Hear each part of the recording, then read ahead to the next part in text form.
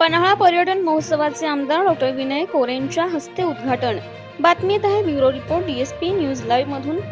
किल्ले पन्हाळगडावर 4 ते 7 मार्च दरम्यान संस्कृती, इतिहास आणि पर्यटनाचा विकास या उद्देशाने शासनाच्या पर्यटन विभागामार्फत आणि जिल्हा प्रशासनाच्या सहयोगाने आयोजित पन्हाळा पर्यटन महोत्सवाचे उद्घाटन पन्हाळा शाहूवाडीचे आमदार डॉ. विनय कोरे यांच्या हस्ते झाले। पर्यटन विकासाच्या उद्देशाने आयोजित 4 दिवस चालणाऱ्या महोत्सवाचे सायंकाळी 5 वाजता आमदार डॉ. विनय कोरे यांच्या हस्ते उद्घाटन झाले। महोत्सवामध्ये ऐतिहासिक वस्तूंचे प्रदर्शन भरले आहे।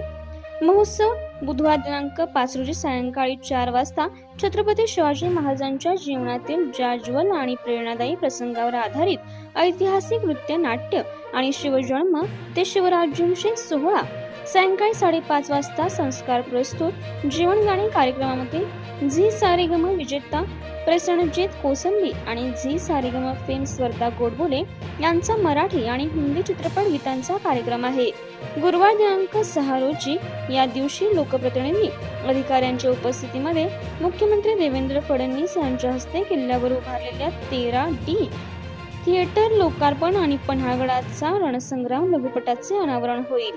शुक्रवारी 7 रोजी या दिवशी सकाळी 9 पासून अंबरखाना परिसरामध्ये निमंत्रित चित्रकार, शिल्पकार यांची प्रात्यक्षिके, सायंकाळी 4 वाजता जिल्ह्यातील गडकिल्ले विषयावर इंस्टाग्राम रील्स, यूट्यूब व्हिडिओ आणि फोटोग्राफी स्पर्धा आणि पारितोषिक वितरण होईल। या कार्यक्रमाचा लाभ घ्यावा असे आवाहन प्रशासनामार्फत करण्यात आलेले आहे।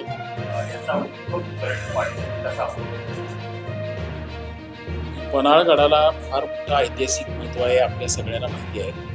आणि हे ऐतिहासिक महत्त्व टिकवून ठेवणाऱ्या अनेक गोष्टी आम्ही त्या ठिकाणी केल्या, परंतु पन्हाळ्यावर येत असणाऱ्या पर्यटकांना अजून आपल्याला पन्हाळ्याचा इतिहास जास्त चांगल्या पद्धतीने दाखवता यावा, असं 21व्या शतकाला साजेल असं एखादं काम आपल्याला उभा करता यावं असा एक विचार आमच्या मनामध्ये होता।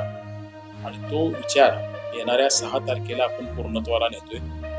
आणि 6 मार्च हा सुद्धा प्रामुख्यानं पन्हाळ्याचा विजय दिन त्या ठिकाणी साजरा केला जातो। म्हणजे पन्हाळगड स्वराज्यात येणं ही गोष्ट एवढी महत्वाची होती की ज्या वेळेला पन्हाळगड जिंकल्यानंतर महाराज या ठिकाणी आले, त्यावेळेला सोन्याची फुलं उधळून खरं तर त्यांचं स्वागत त्या ठिकाणी केलं गेलं। आणि मला वाटते या दरम्यानच तो कार्यक्रम असल्यामुळं त्या वर्षीचे महाशिवरात्र त्याच्यानंतर आली आणि महाशिवरात्रीला मग मला वाटतं 1.25 लाख चाफ्याच्या फुलांच्या मध्ये सोमेश्वर तलावातल्या महादेवाचा तो अभिषेक झाला, एवढं ते महत्त्व होतं। आणि म्हणून हा ऐतिहासिक दिवस पुन्हा लोकांच्या मध्ये न्यायचा, त्या दिवशी पन्हाळा वेगळ्या पद्धतीनं लोकांच्या, देशाच्या, जगाच्या समोर आणायचा, अशा पद्धतीचा हा प्रयत्न आहे। आणि पहिला देशातला ऐतिहासिक लघुपट हा 13D तंत्रज्ञानाच्या माध्यमातून आपण त्यावेळेला लोकांच्या समोर आणतोय।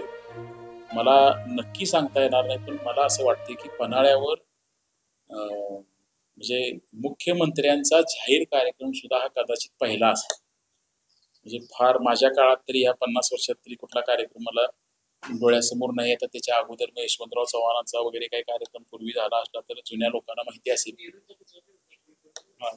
फार म्हणजे जुन्या काळातला, म्हणजे ह्या अलीकडच्या काळात मुख्यमंत्री सुद्धा पन्हाळ्याला कार्यक्रमाच्या निमित्तानं पहिल्यांदा येत आहेत।